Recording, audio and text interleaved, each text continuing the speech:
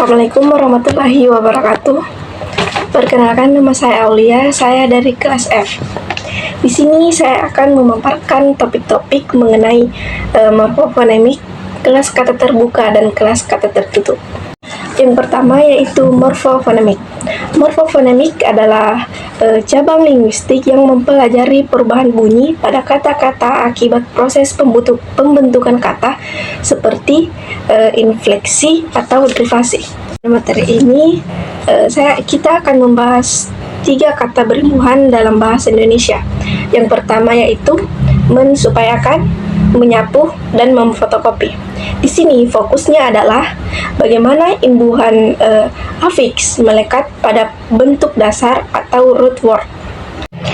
Pada kata mensupayakan, bentuk dasarnya itu upaya dan berimbuhan men, dan di belakangnya itu kan.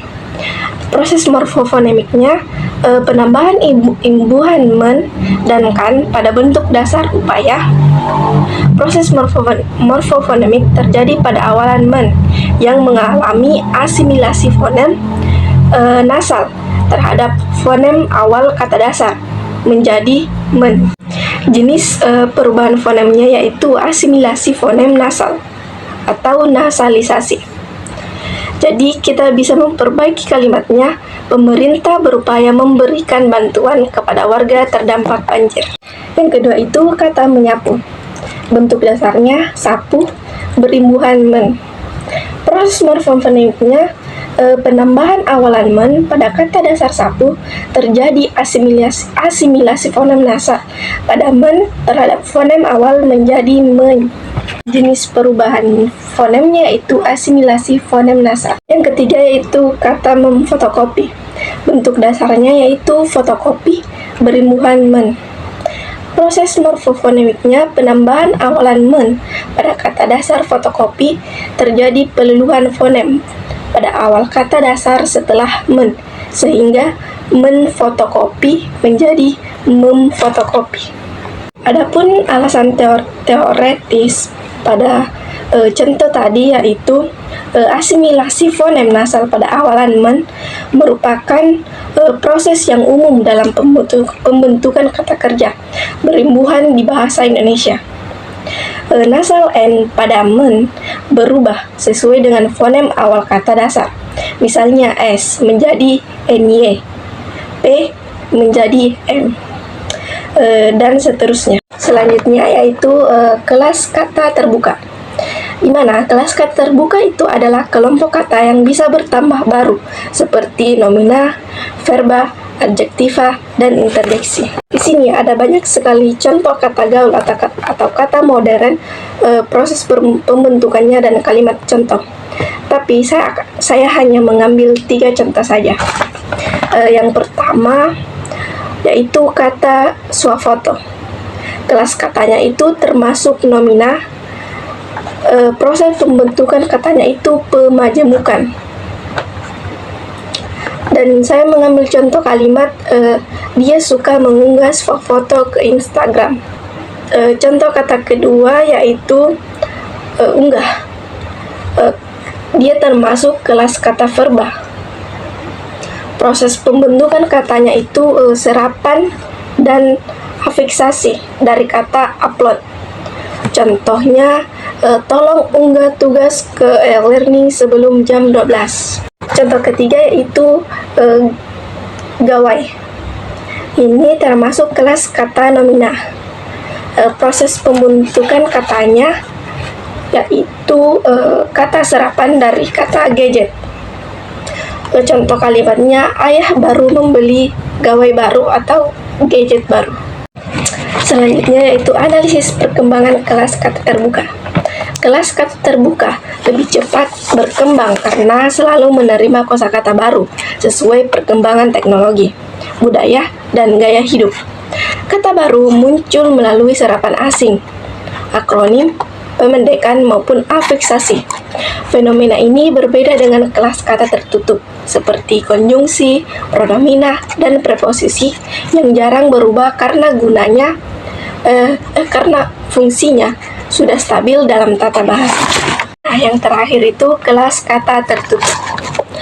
Kelas kata tertutup adalah kelompok kata dalam bahasa yang anggotanya terbatas dan sulit ditambah kata baru karena bersifat fungsional. Di sini terdapat 5 contoh kalimat, tapi mungkin hanya saya bisa mengambil 2 contoh kalimat saja. Yang pertama itu saya pergi ke pasar dan membeli sayur, tetapi hujan deras. Kata tertutup yang ditemukan yaitu ke, yang termasuk preposisi, dan kata dan yang termasuk konjungsi, dan kata tetapi juga termasuk konjungsi. Fungsi kata kelas tertutup yang tadi saya sebutkan yaitu ke, menunjukkan arah atau tujuan, dan menghubungkan klausa, dan kata tetapi menunjukkan kontras. Di sini kita bisa memperbaiki kalimat tadi menjadi saya pergi ke pasar dan membeli sayur, tetapi hujan deras mengguyur. Contoh kedua yaitu dia tinggal di Jakarta untuk 3 tahun sebelum pindah. Kata tertutup yang ditemukan yaitu kata di, yang termasuk preposisi, kata untuk termasuk juga preposisi, dan kata sebelum termasuk konjungsi. Fungsi kata tertutup tadi yaitu di, menunjukkan lokasi statis sebelum kata benda, untuk kata tempat untuk menunjukkan tujuan atau durasi,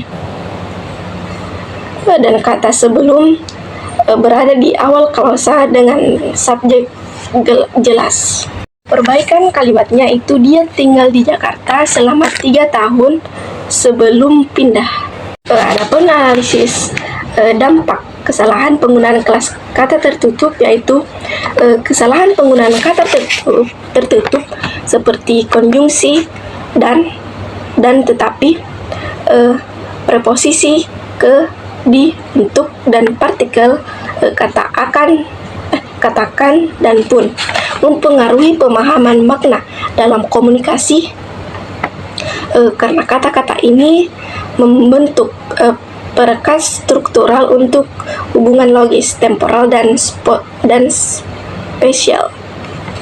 Penggunaan salah, misalnya run, on, sentence, atau posisi keliru, menciptakan ambiguitas logis seperti kontras yang kabur, gangguan temporal atau spatial,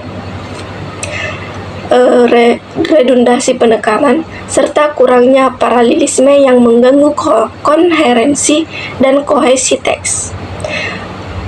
Dampaknya, miskomunikasi dalam narasi, instruksi atau diskusi, menurunkan kredibilitas dan ekspektivitas pesan di email, sosial media, atau pidato.